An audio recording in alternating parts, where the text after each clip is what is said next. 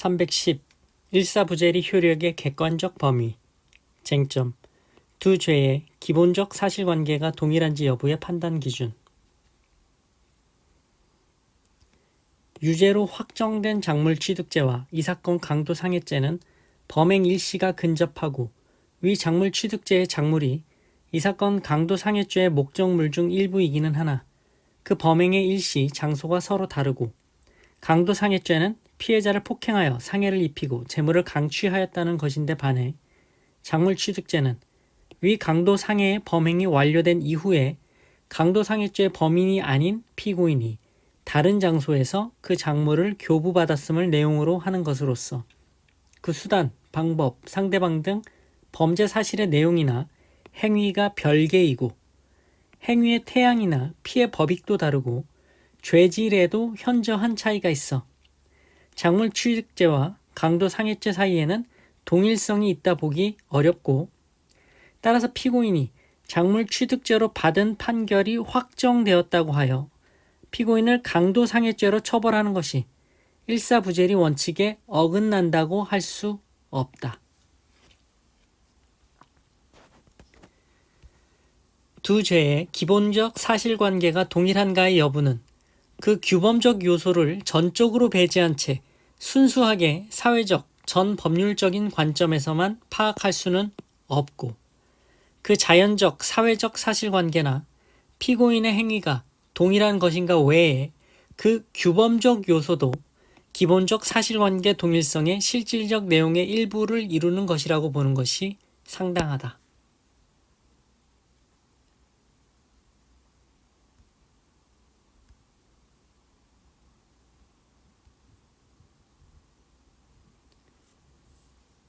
범죄 사실의 동일성 판단에 규범적 요소를 고려해야 한다는 점을 밝힌 판결이다.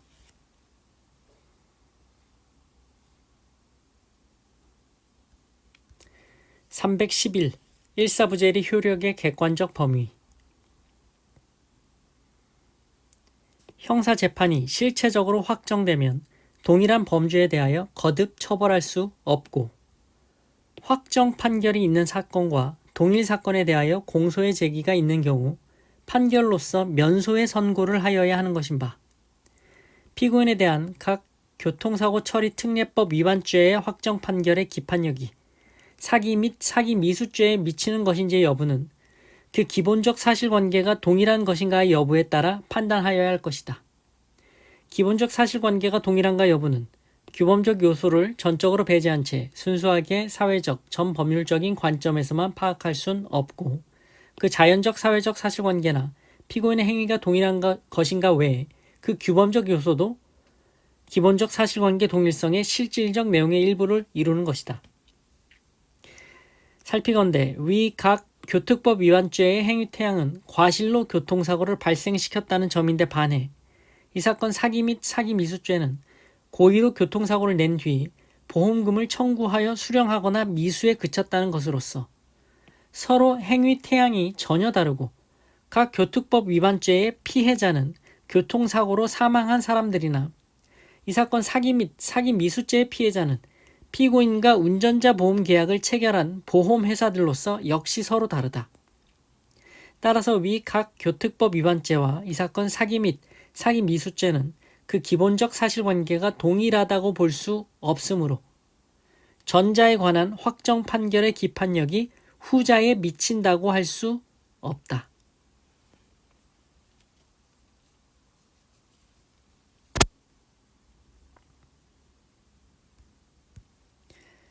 (312) 일사부재리 효력의 객관적 범위.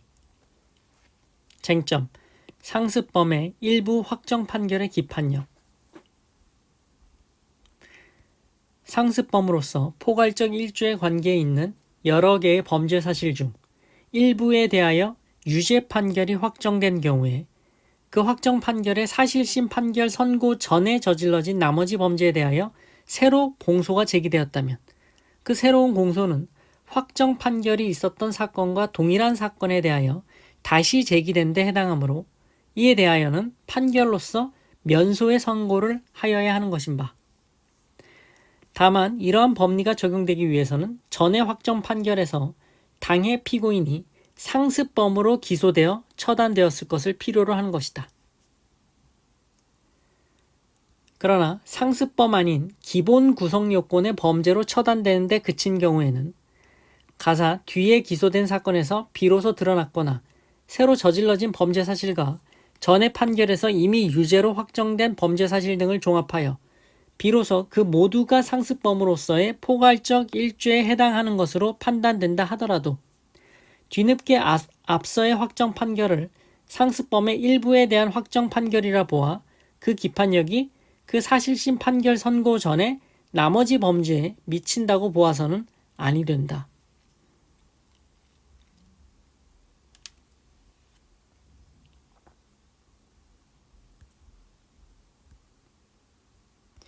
상습범의 경우 일사부재리 효력이 발생하기 위해서는 선행 사건의 확정 판결에서 상습범으로 기소되어 처단되었을 것을 필요로 한다는 취지의 판결이다.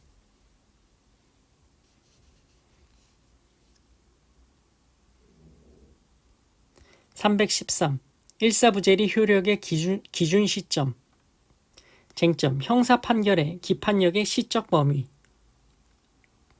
현행 형소법상 항소심은 기본적으로 실체적 진실을 추구하는 면에서 속심적 기능이 강조되고 있고, 다만 사후심적 요소를 도입한 형소법의 조문들이 남상소의 폐단을 억제하고 항소법원의 부담을 감소시킨다는 소송 경제상의 필요에서 항소심의 속심적 성격에 제한을 가하고 있음에 불과하다.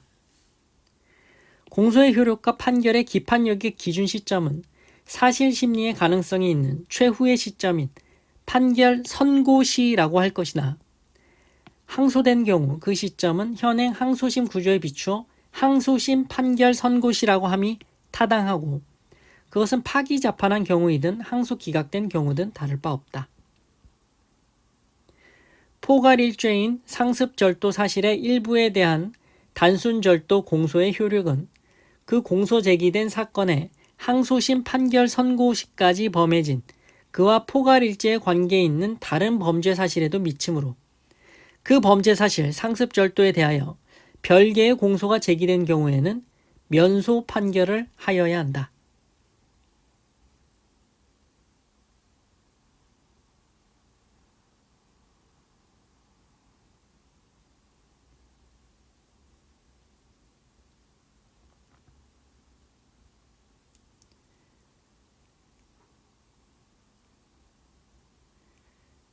판결의 확정력은 사실심리의 가능성이 있는 최후의 시점인 판결 선고시를 기준으로 하여 그때까지 행하여진 행위에 대하여만 미치는 것으로서 제1심 판결에 대하여 항소가 된 경우 판결의 확정력이 미치는 시간적 한계는 현행 항소심의 구조와 운용 실태에 비추어 볼 때 항소심 판결 선고시라고 부르는 것이 상당한데, 항소 이유서를 제출하지 아니하여 결정으로 항소가 기각된 경우에도 형소법 361조의 4 1항에 의하면 피고인이 항소한 때에는 법정 기간 내에 항소 이유서를 제출하지 아니하였다 하더라도 판결에 영향을 미친 사실 오인이 있는 등 직권조사 사유가 있으면 항소법원이 직권으로 심판하여 제1심 판결을 파기하고 다시 판결할 수도 있으므로 사실심리의 가능성이 있는 최후 시점은 항소 기각 결정시라고 보는 것이 옳다.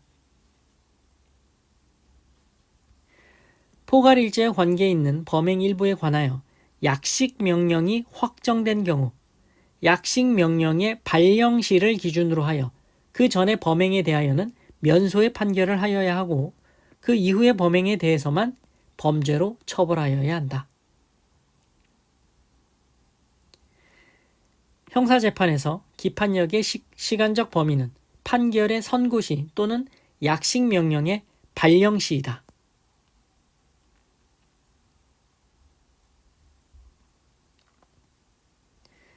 (314) 일사부재리 효력의 기준 시점. 포괄일죄 관계에 있는 범행 일부에 관하여 약식명령이 확정되었다면 그 약식명령의 발령시를 기준으로 하여 그 전의 범행에 대하여는 면소의 판결을 하고 그 이후의 범행에 대해서만 범죄로 처벌하여야 할 것이다. 확정된 약식명령의 발령일이 1991년 11월 1일이라면 그 약식명령의 발령일 다음 날인 1년 11월 2일부터 93년 6월 15일까지의 범행을 유죄로 처단한 제1심을 유지한 원심은 정당하다 할 것이다. 기판력 기준시를 약식 명령의 확정일로 하여야 한다는 견해는 받아들일 수 없다.